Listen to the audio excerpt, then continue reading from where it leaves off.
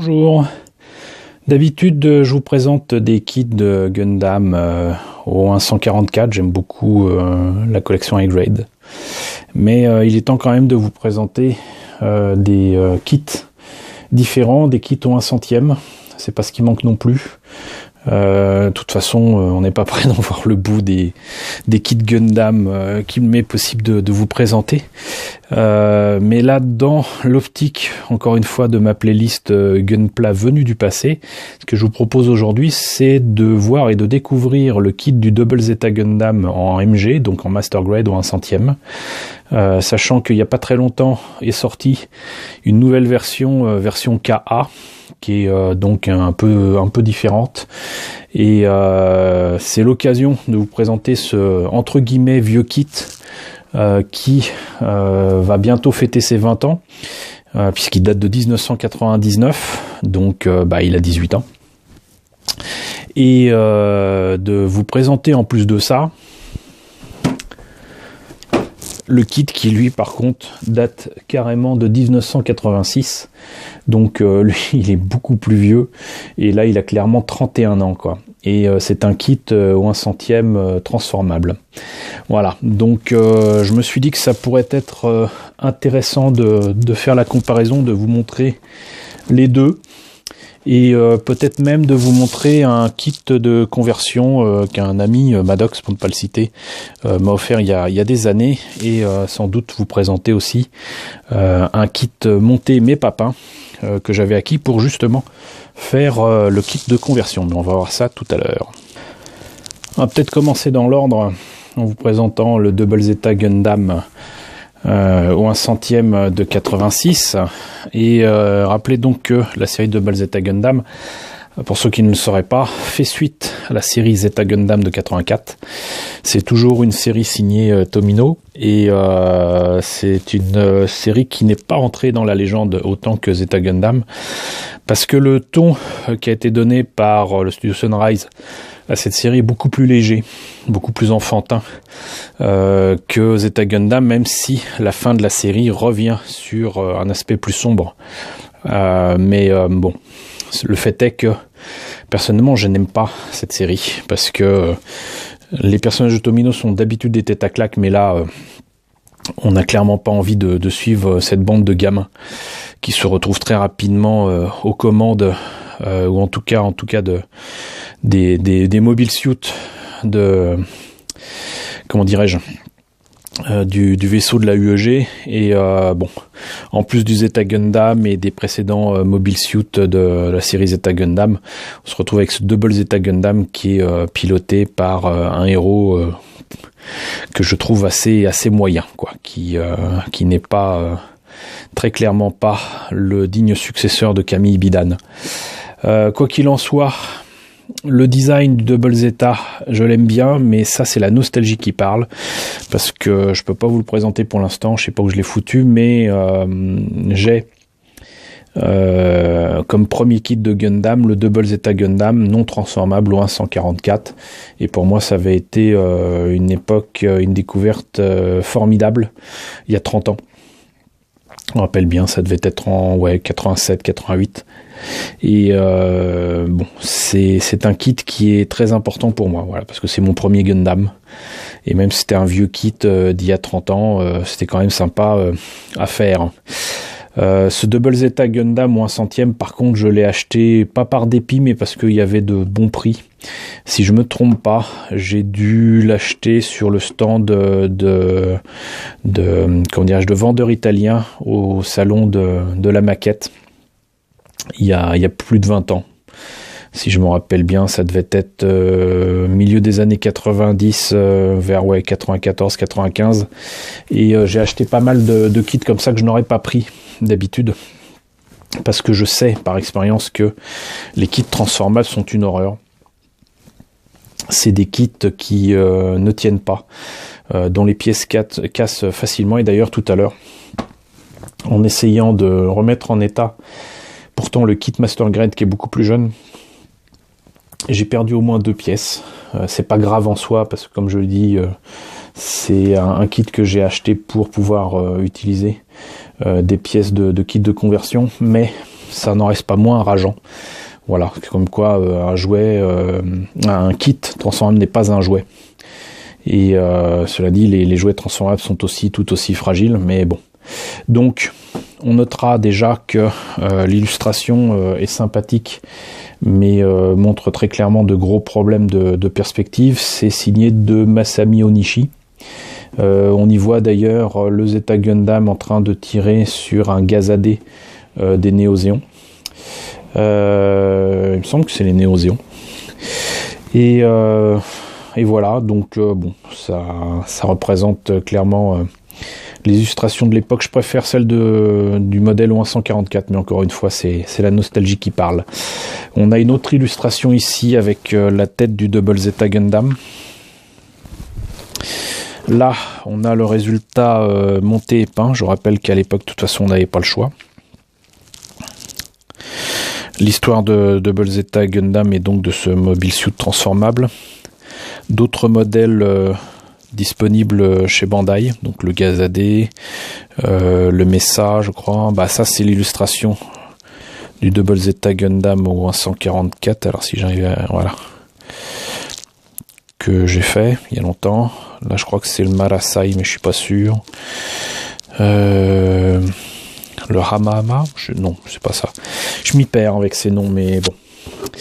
Et sinon, donc, encore une fois, le modèle monté et peint ici, à l'avant et à l'arrière. Et ici, toutes les étapes de transformation qui permettent d'avoir la G-Fortress, qui, sincèrement, entre nous, ne ressemble à rien. Voilà. Autant le Wave Rider de Zeta Gundam peut avoir une forme sympathique et peut permettre de comprendre qu'il s'agisse d'un mobile suit qui est l'un des rares à pouvoir rentrer dans l'atmosphère terrestre sans avoir besoin d'un vaisseau ou d'appareillage particulier. Autant là, bon, le truc il se sépare en deux et tout, même s'il y a le Core Fighter au milieu. Non, ça fait partie franchement des designs qui ressemblent à rien. C'est transformable pour être transformable, mais ça ne ressemble à rien. Et qu'est-ce que ça donne dans la boîte? Ben, on va voir ça tout de suite. Alors, la notice, par contre, est énorme. On commence avec de très belles illustrations, faut quand même bien l'admettre, en couleur. Avec en plus des écorchés, moi j'appelle ça. Là on voit l'intérieur de la tête et tous les mécanismes et tout qui est à l'intérieur. Les différentes armes. Le sabre laser qui est énorme, qui sincèrement on se demande comment il peut le tenir ce machin. Et les espèces de lance-missiles qu'il y a dans le backpack. Les étapes de transformation en images telles qu'on le voit dans la série. La G-Fortress avec des éléments que je crois être, comment dirais-je, différents. Ça ne correspond pas au backpack que je connais. Ça, c'est des trucs en plus. Hein. Ça, c'est bien gentil de... Voilà, ça c'est l'arrière de la G-Fortress, mais ça en plus, bon, ça n'est pas dans la maquette, c'est pas gentil. Et les détails du cockpit et le cockpit du Core Fighter. Donc, maquette à l'ancienne, qui se monte à l'ancienne avec des pièces où il faut à chaque fois coller, à chaque fois poncer. Donc, un travail assez énervant, parce que bon, faut que ça puisse tenir, donc faut pas mettre n'importe quelle colle non plus. On commence par les jambes. Ensuite, particularité aussi de ce kit, c'est qu'il est tellement énorme que les mains, surtout les doigts des mains, sont tous articulés. Donc là, faut pas coller. Faut coller les paumes, mais pas les doigts. Même si le résultat au final ressemblera pas à grand chose. Là, les pièces qui permettent de faire les articulations et la partie transformable des bras, puisque les mains se retournent et sont remplacées par des tuyères. Les épaules, les boucliers qui sont aussi des espèces d'ailes de G-Fortress. J'ai espèces parce que bon, des ailes dans l'espace, ça sert pas grand chose. Donc on va plutôt dire des boucliers. Donc là les bras sont complets. Ensuite on attaque enfin la tête. Là j'imagine que c'est le torse. Voilà. Là c'est une pièce assez particulière qui permettra au backpack d'être tenu dans le dos et d'être transformable. Ouais, c'est ça. C'est-à-dire que en fait, ça part carrément du bassin.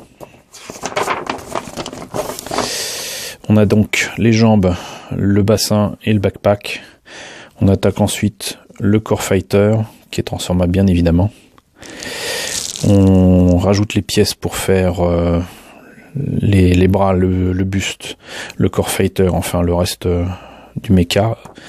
On attaque les armes. Étonnamment ici, le laser, le sabre laser du Double Zeta Gundam est tellement énorme que même la lame est en deux parties. Elle n'est pas transparente, hein, sinon c'est pas drôle.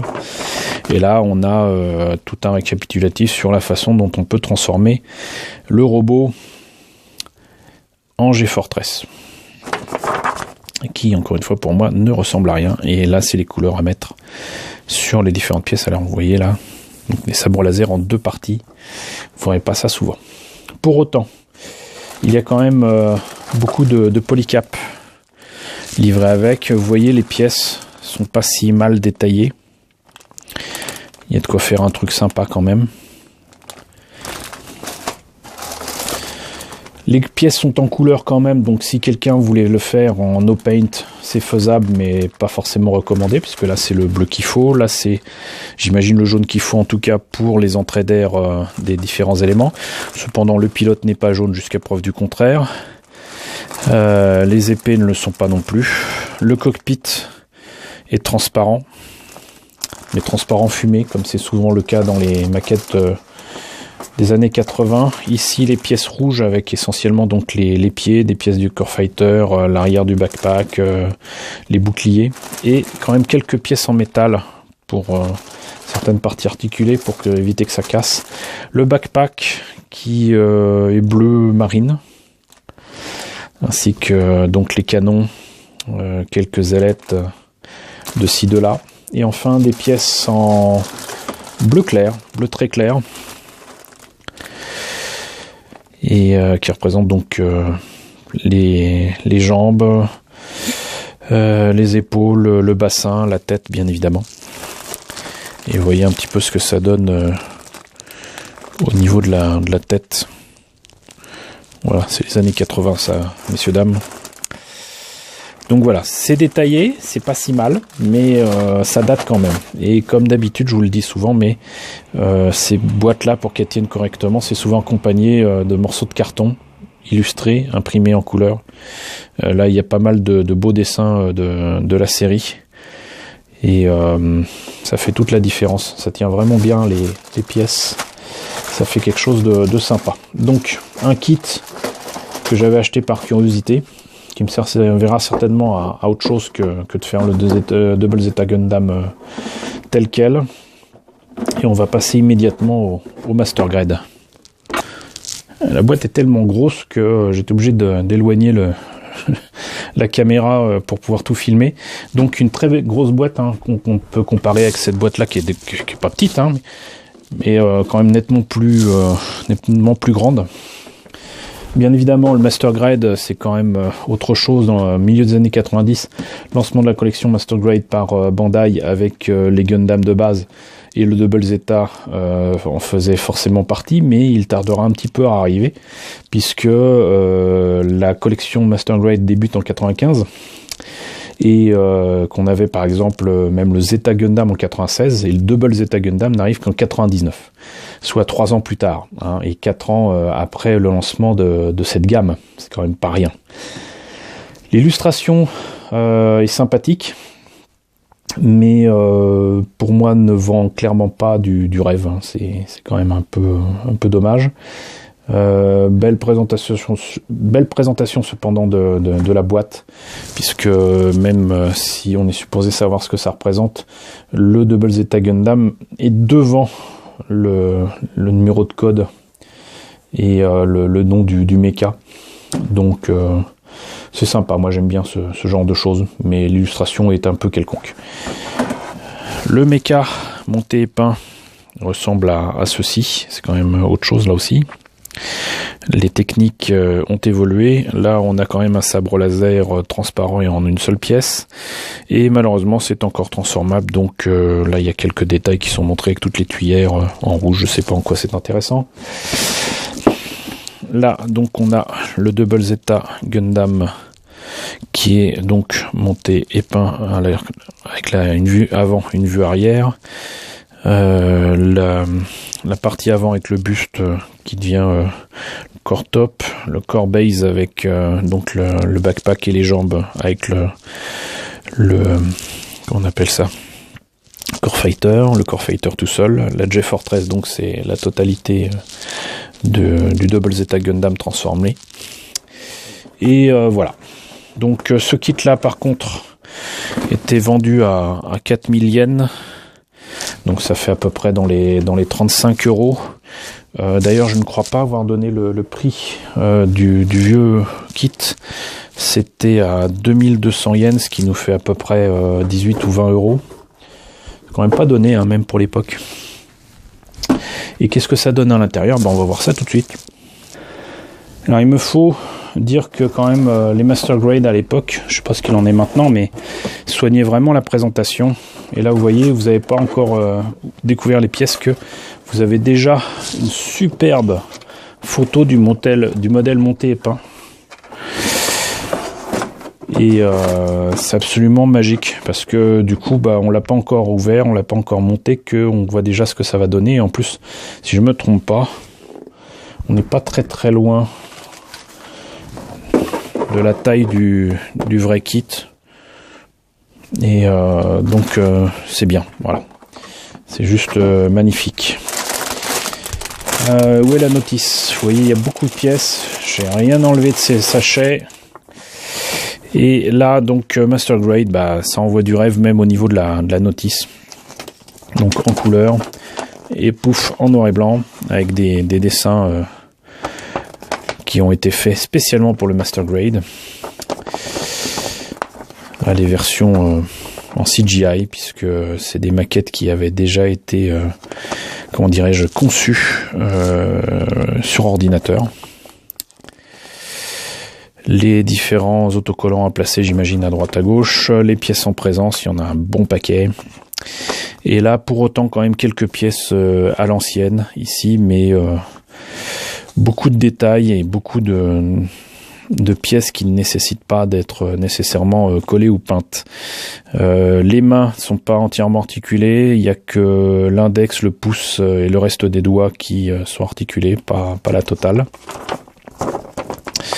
On commence apparemment par les bras, on continue avec les jambes, désolé, un peu fatigué. Et à chaque étape, il y a des trucs différents pour la tête, les bras, les jambes. Le backpack, le Core Fighter, le Double Beam Rifle, qui en plus est même un engin piloté. C'est-à-dire que c'est une arme, mais c'est piloté, quoi. Enfin, un petit peu de couleur avec le résultat monté et peint. Et bon, même la J-Fortress, il trouverait presque le moyen de nous donner envie de le faire sous cette forme. C'est pas mal. Mais sinon, le kit lui-même, il envoie du lourd. Hein. Donc, on fait les pieds, on termine les jambes, on commence enfin le torse, le bassin, le backpack, le Core Fighter, qui est transformable, les boucliers, le Double Beam Rifle. On assemble toutes les pièces et on obtient donc le Double Zeta Gundam. Ensuite, c'est toutes les étapes de transformation, c'est un peu compliqué. Et voilà, on en a terminé. Donc, vous voyez, illustration de face, illustration de dos. C'est souvent comme ça avec les Master Grade. Donc comme on le voit, beaucoup plus de pièces et beaucoup plus de grappes en couleur. Là, on n'a pas un bleu très clair, on a un blanc immaculé. Les lames laser des sabres laser sont énormes, c'est plus grand que ma main. Encore quelques pièces blanches avec la tête, les pilotes qui sont souvent représentés en MG ou 1/100, donc à l'échelle à la fois debout et assis. Quelques écrous quand même, quelques vis pour faire tenir tout ça. Un personnage carrément dans le cockpit, mais ça doit être pour le Double Beam Rifle, à peindre quand même. Des pièces rouges qui correspondent aux pieds, une partie du Core Fighter, quelques ailettes, des missiles dans le backpack et compagnie.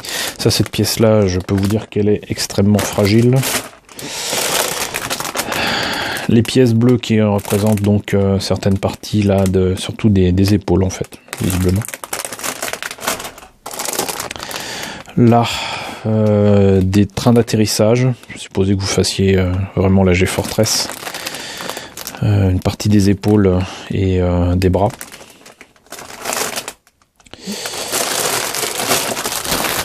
Les boucliers qui sont sur les bras, des pièces d'articulation et peut-être de transformation. Il y en a un bon paquet, plusieurs pièces transparentes. Il y a peut-être 2 Core Fighter, je ne me rappelle plus avoir vu ça, mais donc il y a plusieurs verrières pour les différents cockpits. Encore là, c'est les pièces du Double Beam Rifle. La tête apparemment, je crois. Non, c'est pas ça, c'est autre chose. Très peu d'autocollants, mais aussi des transferts à sec. C'est-à-dire que c'est des éléments imprimés que vous placez sur une surface en grattant. Voilà, c'est des transferts à sec. Sinon derrière vous devinez donc des décalcos et des décalcos de base pour faire les yeux et j'imagine un truc de cockpit ou quoi. Enfin il n'y a pas grand chose, c'est assez étonnant. Les pièces jaunes, les pièces grises sur une même grappe. Maintenant on est habitué avec les kits modernes de Bandai. D'autres pièces bleues avec, encore une fois, l'arme. Vous voyez, c'est quand même grand. C'est plus grand que mon index. Même très très grand. Les pièces du backpack et les nombreuses polycaps. Voilà. Donc, je fais ça un peu à l'arrache. Vous m'excuserez, c'est juste que je suis fatigué. Je suis toujours aussi malade et surtout... J'ai de toute façon le kit monté mais pas complet à vous présenter. Donc je vais faire ça aussi. En faisant attention parce que comme je vous l'ai dit, je l'ai attrapé tout à l'heure et j'ai cassé et perdu plusieurs pièces. Et d'ailleurs là en le reprenant d'une seule main comme un imbécile, je risque de renouveler encore mes exploits. Donc ce qui est assez étonnant, c'est que je ne sais pas quand a été monté ce kit, ni comment, mais apparemment bon, ça a été fait sans peinture, donc je vois pas où est le... sans colle ou rien, mais je vois pas où est le problème. Ça ne veut pas tenir. Je vais essayer de vous le présenter comme ça. Donc vous voyez, il a quand même une sacrée gueule. Mais il a du mal à tenir tout seul parce que tout simplement il y a des pièces qui ont cassé au niveau des articulations. Je vais essayer de faire tenir ça comme ça, voilà. Et je vais baisser l'objectif. Alors voilà, le temps que je le déplace, ça a trouvé le moyen de se casser la figure. J'en profite pour dire que donc les pièces qui sont ici, là, par exemple, l'intérieur ici, de ces pièces, il y a un petit bitonio qui a cassé. Alors ça c'est un truc que je peux remplacer très aisément avec un morceau de grappe, mais c'est juste rageant parce que ça s'est cassé comme un rien quoi. C'est comme si le plastique était trop vieux pour supporter d'être touché. J'ai pas pu mettre non plus les fameux boucliers sur ses bras parce que normalement c'est comme ça. Si vous référez à mon Double Zeta Gundam HGUC que je vous ai présenté, qui est en transparent et que j'ai monté il y a quelques mois, vous voyez de quoi je parle. Il manque quand même pas mal de choses. Du coup, j'ose pas vous le tourner, je suis désolé. Parce que je risque encore de casser des choses. Je vais essayer quand même de vous montrer qu'il y a donc bel et bien un personnage dans le Core Fighter ici. et que ça s'ouvre, il n'y a pas l'arme. Ah, j'ai oublié de vous dire, c'est que ce n'est pas moi qui ai monté ce kit. Je l'ai acheté il y a bien des années, il y a oui, 10 ans, à Facts. Il y avait un stand voisin de là où j'étais qui vendait tout un tas de Gundam et de maquettes déjà montées sous sachet plastique et souvent incomplet. Et c'était un Allemand qui vendait tout ça. Et visiblement, il était là plus pour rigoler que pour vendre, mais bon, le fait est qu'il vendait tout ça pour pas très cher. Et j'ai encore le sachet. Vous voyez, j'ai pu... Oups, allez. Acheter ce kit pour 5 €. 5 €. Alors que c'est un kit qui vaut facilement 40 complet sous boîte pas monté quoi. Et encore une fois, l'intérêt pour moi c'était que l'ami Maddox m'avait offert un kit de conversion pour faire la version KA, déjà la version KA d'il y a plus de 10 ans. Et donc il me fallait donc un kit en double, et j'avais pas envie d'acheter le Double Zeta encore une fois pour ça. Et même si je me serais trouvé avec tout un tas de pièces en trop qui m'auraient servi pour des tas de comment dirais-je, de projets de kit bash et compagnie, le fait est que d'avoir un kit déjà monté, ça me permettait d'avoir la base nécessaire pour faire le kit de conversion. Donc ce kit là, en fait, je vais l'utiliser. Je vais essayer de vous déplacer tout ça en espérant que ça va pas tout casser, en espérant surtout que ce soit visible et compréhensible. Alors c'est pas forcément un kit ou un site que je vous conseille, puisqu'il s'agit de 2046, de toute façon tout le monde connaît je crois, et c'est un site qui propose du recast de tout un tas de garage kits et de kits de conversion qui ne sont plus en vente ou qui sont difficilement trouvables au Japon. Je recommande pas nécessairement, mais je ne cache pas que j'en ai plusieurs, et que j'en ai plusieurs tout simplement parce que on m'en a offert et j'allais pas refuser, et voilà. Mais le fait est que je ne cautionne pas nécessairement ce genre de méthode, et qu'il y a beaucoup de personnes qui présentent comme ça des garage kits montés en résine, mais il faut bien faire la différence entre des recast, même de qualité, et des originaux. Parce qu'il y a quand même des histoires de licence là-dedans. Et le fait est que donc voilà, vous avez là une photo du kit terminé, monté et peint. Donc vous prenez ce kit là, vous mettez les pièces en résine qui sont là et vous obtenez ça. Et donc c'était la version K qui est beaucoup plus carrée. Et on notera que c'était un kit qui au départ était un kit de 2006. Qui était donc un conversion kit de Coreworks. Voilà. Et là aussi ça envoie du lourd, et comme vous voyez, donc il est nécessaire d'avoir le kit de Bandai de base et d'y rajouter les pièces en résine que l'on voit ici en noir, en gris. Et ce qui est chiant, c'est qu'il y a quelques pièces quand même plastiques qui sont nécessaires à rajouter dans les pièces en résine ici, mais je m'en débrouillerai parce que bon, ça n'a pas l'air d'être très important. Mais donc comme le flingue je l'ai pas avec ce kit là, et au final j'ai pas l'impression qu'il restera grand chose du kit original, à part peut-être ici par exemple une partie du cockpit, du bassin et du backpack. On va voir ce que ça donne. C'est assez étonnant quand même. J'ai pas l'impression que la notice soit complète, mais bon. Ce qui m'intéresse surtout, c'est qu'il y a par contre une planche de décalco très très fournie que je n'ai jamais ouvert apparemment. Et là aussi ça manque dans la notice de montage. Et là on voit que ça a quand même été fait à l'arrache, hein. C'est-à-dire que ça a été imprimé puis après découpé, je sais pas comment. Pas droit en tout cas. Et là donc vous avez des marquages en noir, rouge et blanc. Et comme vous voyez, il y a beaucoup de pièces. Voilà. Presque la totalité du kit est donc refait de partout. Là on voit par exemple que pour le double beam rifle, bah l'arme n'est plus ronde mais presque carrée quoi. Vous avez là un bouclier, on peut pas comparer avec celui-ci, bah c'est quasiment la même chose mais avec des détails différents.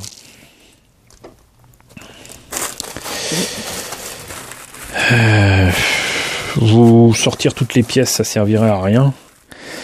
Mais bon, je doute qu'après ce soit transformable, mais encore une fois, ça m'intéresse pas de le faire en transformable. Tout ce que je retiens là dans tout ça, c'est que au final, quand je ferai le Double Zeta Gundam normal, le comparer avec la version K en